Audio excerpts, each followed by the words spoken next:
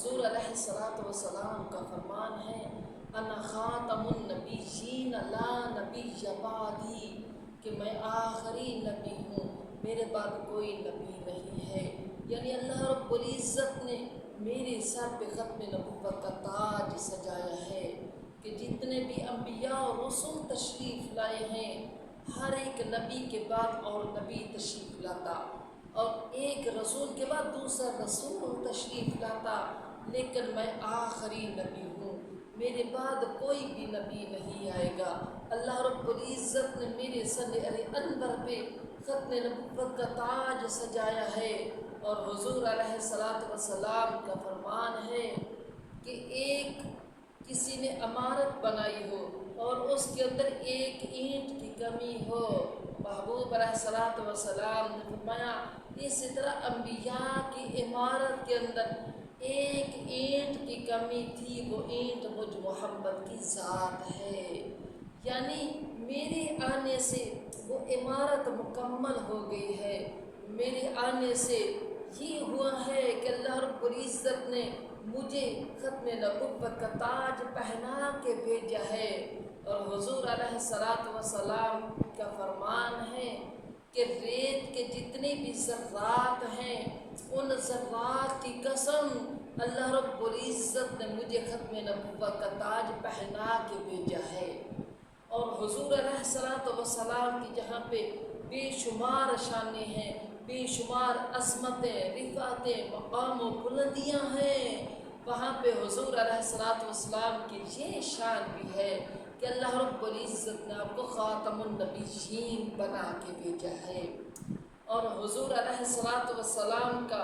اس کے متعلق ایک معجزہ بھی ہے کہ ایک کافر نے اپنے پاس ایک جانور کو چھپا کے رکھا ہوا تھا، ایک چھوٹا سا پرندہ ہے جس کو سگو کہتے ہیں، اور کچھ علاقوں کے اندر اس کو گو بھی کہتے ہیں۔ اس نے وہ چھپا کے رکھی ہوئی تھی اور حضور علیہ السلام کے سامنے لا کے پھینکی، اور وہ کافر کہنے لگا آپ اگر واقعتاً اللہ رب العزت کے رسول ہیں تو یہ گو بول کے بتائے آپ کون ہیں، تو میں آپ کا کلمہ پڑھ کے مسلمان ہو جاؤں گا۔ تو حضور علیہ السلام نے اس گو کی طرف اشارہ کیا اور فرمایا اے گو بتا من انا، میں کون ہوں؟ اس گو نے کہا اشہد انی رسول اللہ صلی اللہ علیہ وسلم، کہ میں گواہی دیتی ہوں آپ اللہ کے رسول ہیں، واشہد ان محمد عبدہ ورسولہ، اور میں گواہی دیتی ہوں کہ اللہ رب العزت کے آپ بندے اور اس کے رسول ہیں۔ اور پھر اس نے کہا کہ میں گواہی دیتی ہوں کہ خاتم النبیین، کہ آپ خاتم النبیین بن کے تشریف لائے ہیں۔ یعنی ایک سبوں کو پتہ ہو آپ خاتم النبیین ہیں، بلکہ محبوب علیہ السلام کا مبارک دراز گوشت تھا، مبارک گدا تھا، اور اس کو اللہ رب العزت نے یہ عقل عطا فرمائی ہوئی تھی کہ حضور علیہ السلام اس گدے کو جہاں بھی بھیجتے تو وہ گدھا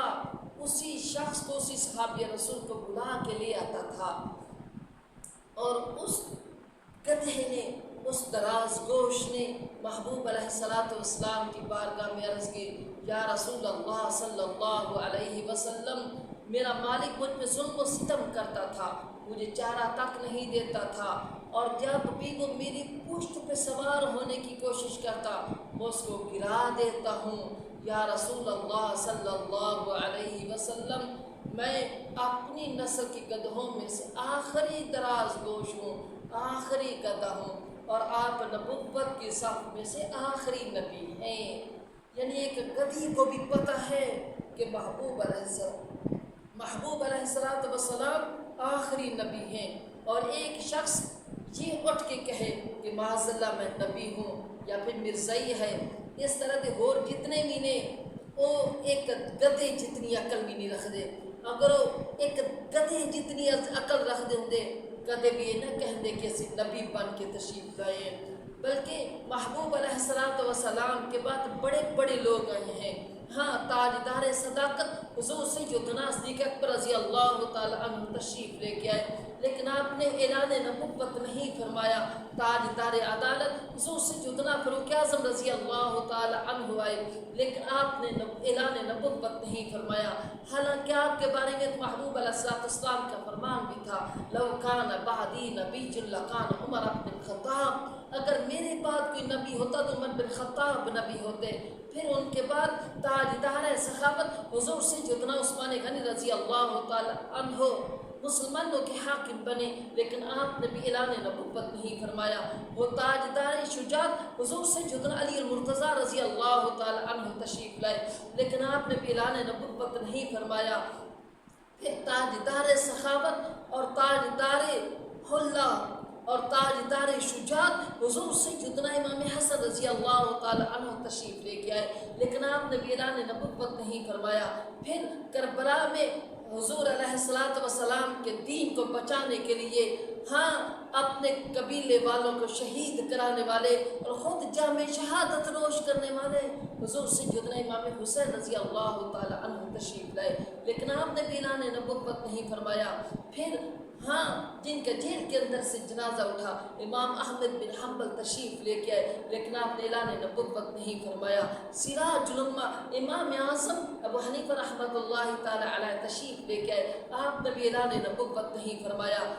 سلسلہ چلتا رہا۔ پھر اس کائنات میں تاج دار ولایت اور غوثیت کبریٰ کا تاج پہننے والے حضور سیدنا شیخ عبد القادر جیلانی محبوب اصفہانی رحمۃ اللہ تعالی علیہ تشریف لے کے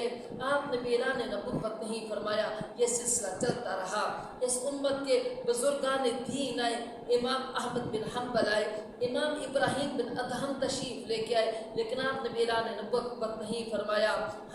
فقر کی سانچ میں چلے ہوئے بایزید بستامی تشریف لے کے آئے، لیکن آپ نے بھی اعلان نبوت نہیں فرمایا۔ حضور سیدنا جنید بغدادی رحمۃ اللہ تعالی علیہ تشریف لے کے آئے، آپ نے بھی اعلان نبوت نہیں فرمایا۔ خواجہ سری سختی رحمۃ اللہ تعالی علیہ تشریف لے کے آئے، لیکن آپ نے بھی اعلان نبوت نہیں فرمایا۔ یہ سلسلہ چلتا رہا۔ خواجہ باقی باللہ رحمۃ اللہ تعالی علیہ